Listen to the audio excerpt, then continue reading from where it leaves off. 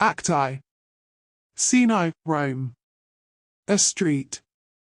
Enter a company of mutinous citizens, with staves, clubs, and other weapons. First citizen. Before we proceed any further, hear me speak. All.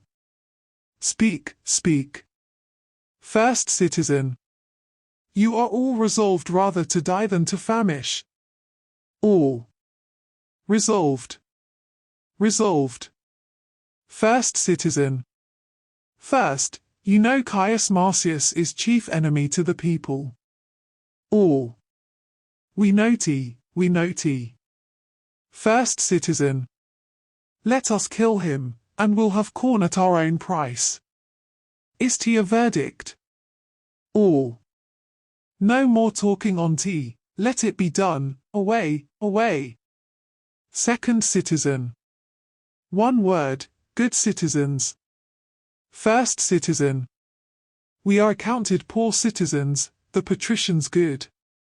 What authority surfeits on would relieve us, if they would yield us but the superfluity, while it were wholesome, we might guess they relieved us humanely.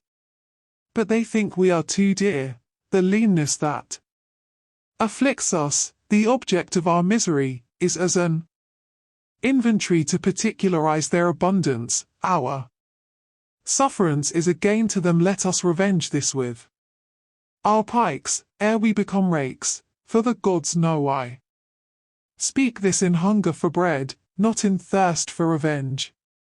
Second citizen. Would you proceed especially against Caius Marcius? All. Against him first, he's a very dog to the commonalty.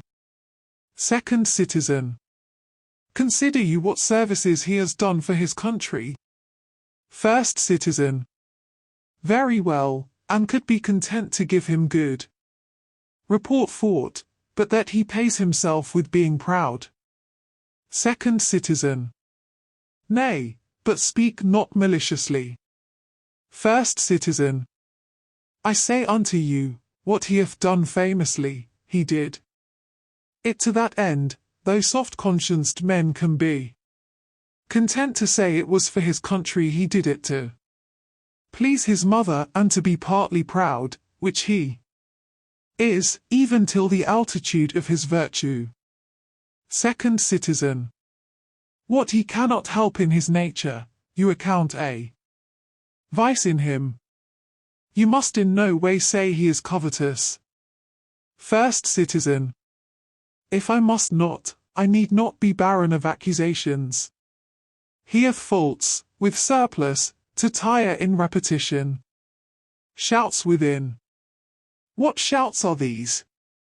The other side, oh, the city is risen, why stay we prating here? To the capital. All. Come, come. First citizen. Soft. Who comes here? Enter Menenius Agrippa. Second citizen. Worthy Menenius Agrippa, one that hath always loved the people. First citizen. His one honest enough, would all the rest were so. Menenius. What works, my countrymen, in hand? Where go you? With bats and clubs. The matter? Speak, I pray you. First citizen. Our business is not unknown to the Senate, they have had inkling this fortnight what we intend to do, which now will show in deeds.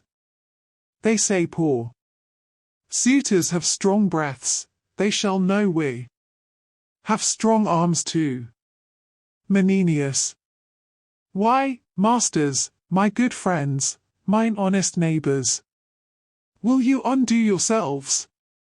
First citizen. We cannot, sir, we are undone already. Menenius. I tell you, friends, most charitable care have the patricians of you. For your wants, your suffering in this dearth, you may as well strike at the heaven with your staves as lift them.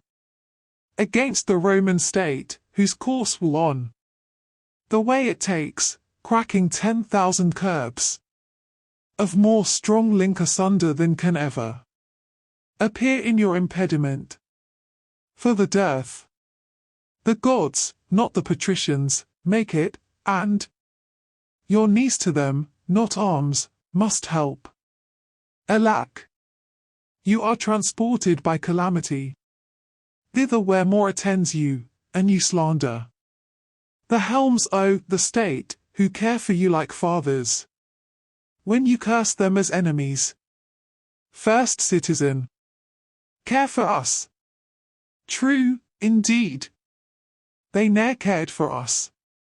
Yet, suffer us to famish, and their storehouses, crammed with grain, make edicts for usury, to support usurers, repeal daily any wholesome act established against the rich, and provide more piercing statutes daily, to chain up and restrain the poor. If the wars eat us not up, they will, and there's all the love they bear us. Menenius. Either you must confess yourselves wondrous malicious, or be accused of folly. I shall tell you a pretty tale, it may be you have heard it, but, since it serves my purpose, I will venture to stale a little more. First citizen. Well, I'll hear it, sir, yet you must not think to fob off our disgrace with a tale, but, and please, you, deliver. Menenius. There was a time when all the body's members rebelled against the belly, thus accused it, that only like a gulf it did remain.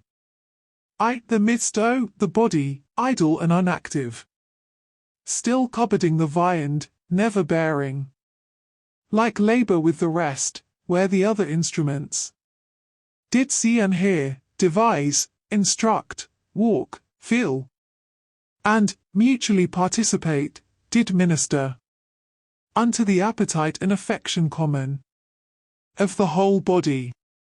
The belly answered. First citizen. Well, sir, what answer made the belly? Menenius.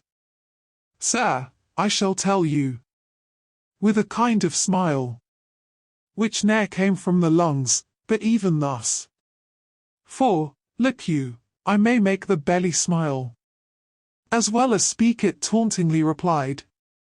To the discontented members, the mutinous parts, that envied his receipt, even so most fitly, as you malign our senators for that.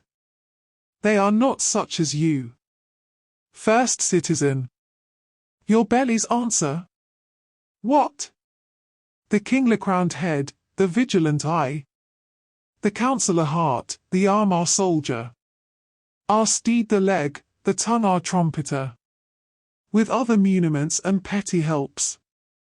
In this our fabric, if that they. Menenius. What then?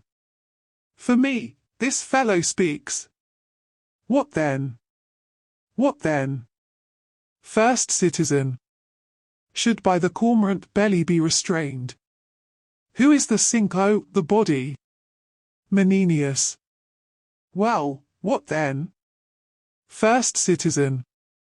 The former agents, if they did complain. What could the belly answer? Menenius. I will tell you. If you'll bestow a small of what you have little patience a while, you'll hear the belly's answer. First citizen.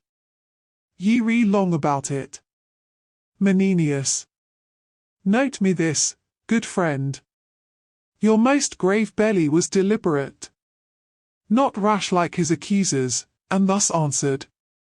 True is it, my incorporate friends, quoth he, that I received the general food at first, which you do live upon, and fit it is, because I am the storehouse and the shop of the whole body, but, if you do remember, I send it through the rivers of your blood, even to the court, the heart, to the seat o' the brain. And, through the cranks and offices of man, the strongest nerves and small inferior veins, from me receive that natural competency, whereby they live, and though that all at once. You, my good friends, this says the belly, mark me. First Citizen. Sir, well, well. Menenius. Though all at once cannot. See what I do deliver out to each. Yet I can make my audit up, that all. From me do back receive the flower of all. And leave me but the bran. What say you to tea?